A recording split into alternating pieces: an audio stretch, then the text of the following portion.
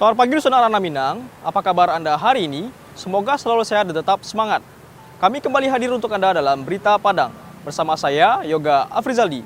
Jumlah informasi telah kami siapkan untuk Anda. Berikut 3 berita utama hari ini.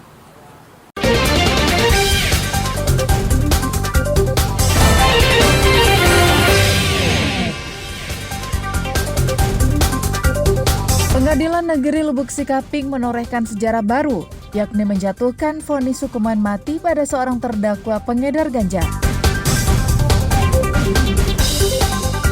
Akibat intensitas hujan yang cukup tinggi, pesisir selatan sempat terendam banjir.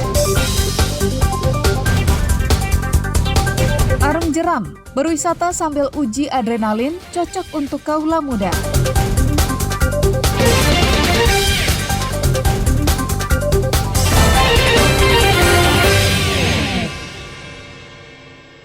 Banjir. Memasuki awal tahun 2025, pesisir selatan direndam oleh banjir yang terjadi akibat hujan deras yang turun dengan intensitas tinggi yang terjadi dari Senin sore hingga Selasa pagi. Hujan yang mengguyur selama lebih dari 12 jam itu mengakibatkan beberapa kecamatan di pesisir selatan direndam banjir.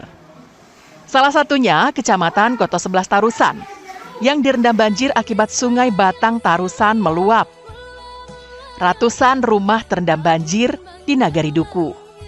Akses jalan dari Padang menuju Painan terputus karena luapan air sungai merendam badan jalan setinggi 80 cm hingga 1 meter. Melaporkan untuk arus lalu lintas Padang Painan saat ini terputus karena ada titik banjir di Nagari Duku karena ada air sungai meluap. Saat ini sudah kedalaman sampai sekitar pinggang. Karena ini motor tidak bisa lewat. Saat ini arus lalu lintas memang terputus. Untuk cuaca saat ini masih hujan. Air cukup lama merendam jalan itu karena hujan yang tidak kunjung berhenti.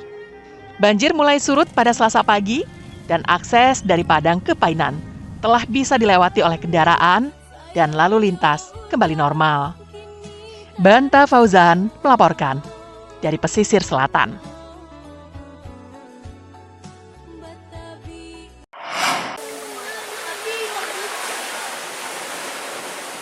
Dua rumah di Kelurahan Air Manis, sekitar 7 km dari pusat kota Padang, rusak akibat abrasi.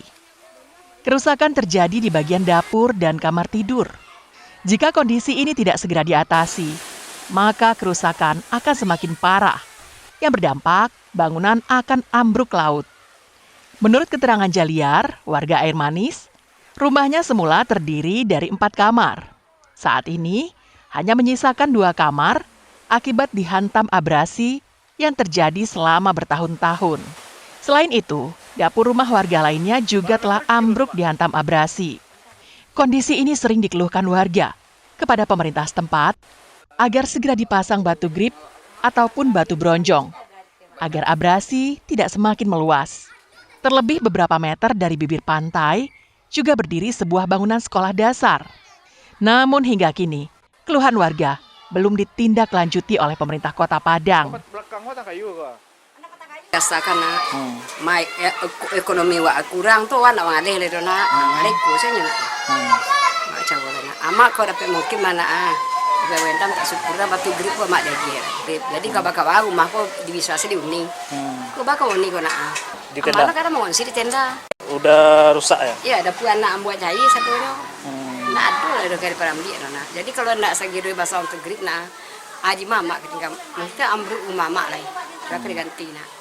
Di saat cuaca tidak bersahabat, seperti hujan deras yang disertai angin kencang, warga yang rumahnya rusak terpaksa mengungsi ke tenda yang disediakan oleh BPBD Padang yang tidak jauh dari lokasi rumahnya karena khawatir dengan keselamatan mereka.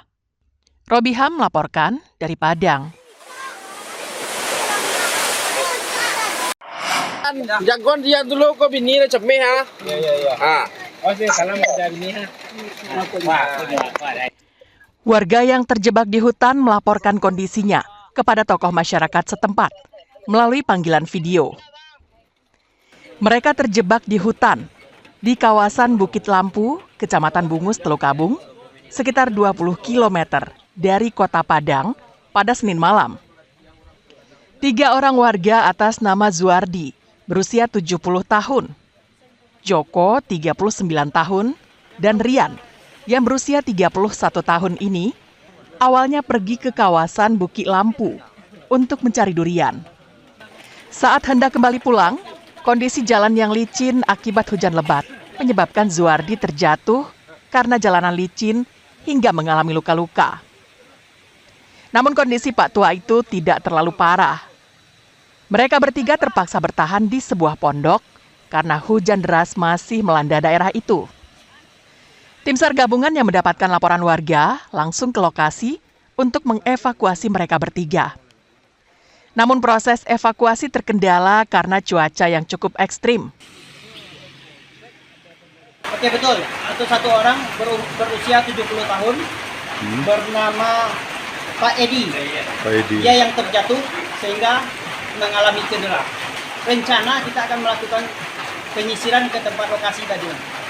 Cuma karena cuaca hujan dan ternyata kita bisa menghubungi korban, salah satu korban dari yang 3, karena dia dalam posisi sudah dalam keadaan aman. Selain cuaca, kondisi jalan yang licin dan medannya yang terjal, serta harus memakan waktu yang lama, menyebabkan upaya evakuasi harus ditunda. Alfi melaporkan dari Padang.